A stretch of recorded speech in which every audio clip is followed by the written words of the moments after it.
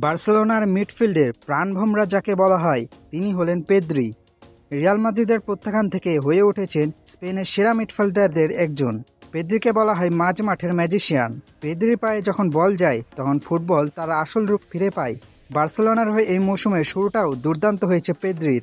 এই সিজনে Pedri 19টা big chance create করেছে, কিন্তু নেই কোনো গোল বা অ্যাসিস্ট। ভাবা যায়, তবুও ম্যাচের মধ্যে পেদ্রির ইম্প্যাক্ট প্রতিপক্ষের প্রতিটি খেলোয়াড় বোঝে। পেদ্রি বুঝিয়েছেন শুধু গোল অ্যাসিস্ট ছাড়াই সেরা হওয়া যায়। নিউক্যাসলের কোচ পেদ্রিকে অভিহিত করে বার্সার সবচেয়ে দুর্ধর্ষ খেলোয়াড় হিসেবে। তাই তো কোনো গোল অ্যাসিস্ট না করে পেদ্রি হয়ে যায় ম্যাচের সেরা খেলোয়াড়। বার্সেলোনার শেষ ম্যাচেও দুর্দান্ত ছিলেন পেদ্রি। ম্যাচের সর্বোচ্চ পাস 105টি, সর্বোচ্চ ডুয়েল জয় 8টি, 92% পাস অ্যাকিউরেসি, 16টি ফাইনাল থার্ডে পাস, 100% ট্যাকেল জয়, 100% এরিয়াল ডুয়েল জয়, 100% সাকসেসফুল টেক অন। বার্সেলোনা ও স্পেনের মাঝমাঠের প্রধান অস্ত্র পেদ্রি। পেদ্রি হচ্ছে ফুটবলের সেই ম্যাজিশিয়ান বা মাঝমাঠের শিল্পী যে কালে ভদ্রে এসে সময়কে জয় করে ইতিহাসে নিজের নাম লিখে যায়।